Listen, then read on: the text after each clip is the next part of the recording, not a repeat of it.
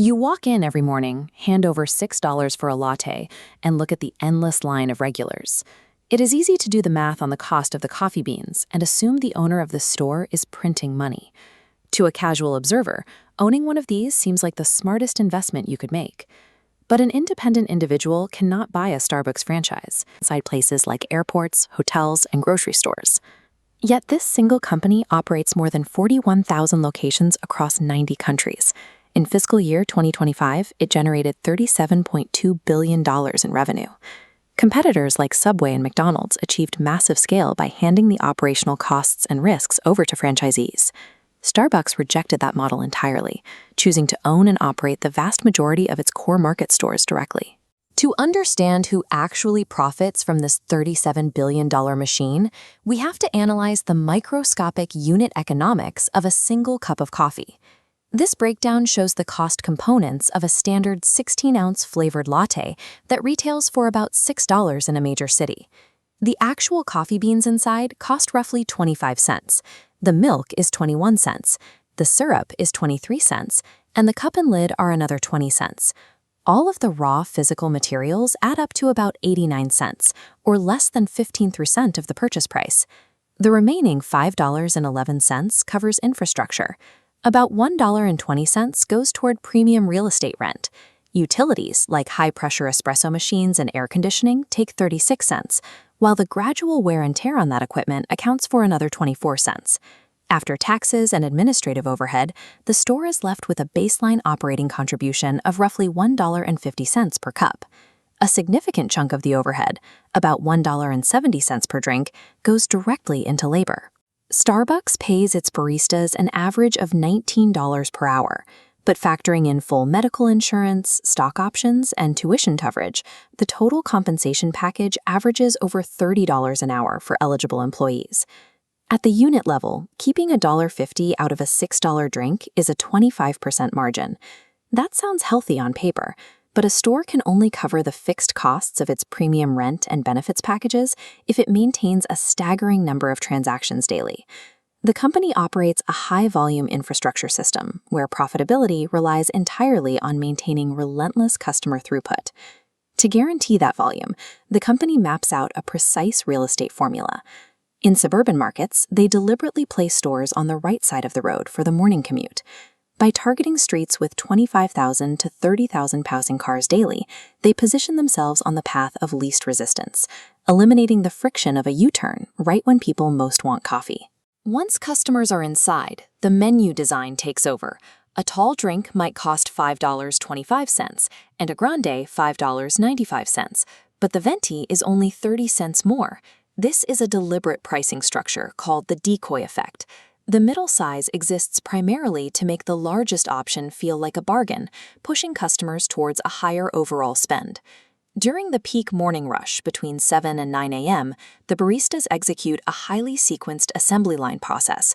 Everything is optimized for throughput. A strong U.S. location processes around 847 total transactions in a single day, and a significant portion of those are crammed into this 2-hour window. This explains why the company refuses to franchise its core locations. An independent business owner has financial incentives to save money. They might skip an expensive espresso machine calibration, cut back on staff during a rush, or delay maintenance. Absolute corporate control ensures the identical, frictionless daily routine required to keep volume high enough to cover these massive infrastructure costs. By directly owning its stores, Starbucks guarantees every espresso shot is pulled at the same temperature and every seasonal menu launches on exactly the same day. The Starbucks Rewards app operates as a sophisticated financial product.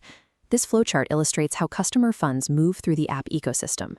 As of fiscal year 2024, users held approximately $1.87 billion in preloaded app accounts and gift cards. This money sits on the company's balance sheet as a stored value card liability. Customers effectively provide a nearly $2 billion interest-free loan to the corporation. Plus, by having users load $25 or $50 at a time, the company collapses multiple small purchases into a single card load, saving tens of millions of dollars in credit card processing fees.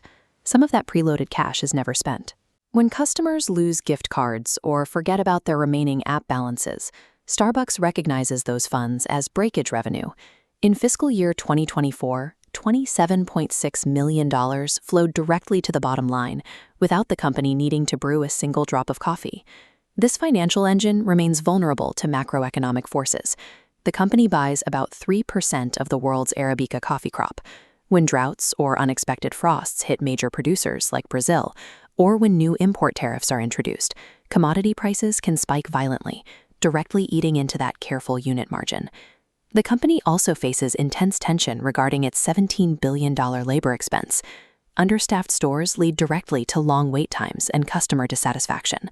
At the same time, thousands of workers have unionized, pushing for guaranteed minimum staffing of at least 3 people on the floor and a $17 per hour base wage floor. Every quarter this remains unresolved, it adds deep uncertainty to their operating costs.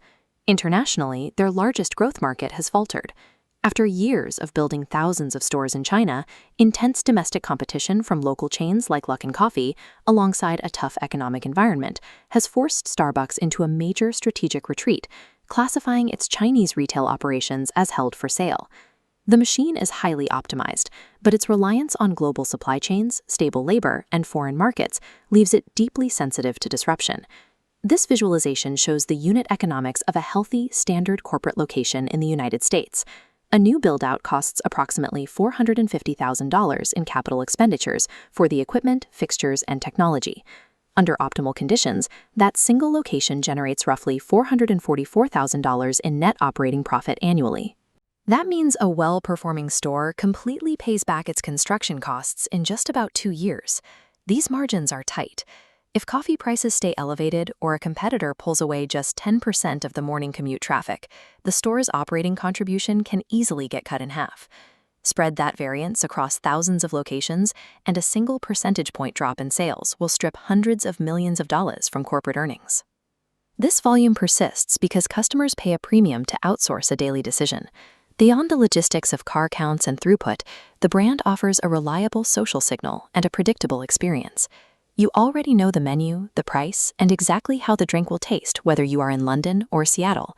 Starbucks sells a frictionless, reliable daily habit, turning an emotional architecture into a self-sustaining financial engine. Will something people choose again and again, even when the cheaper option is right next door, and you have a business that compounds on itself.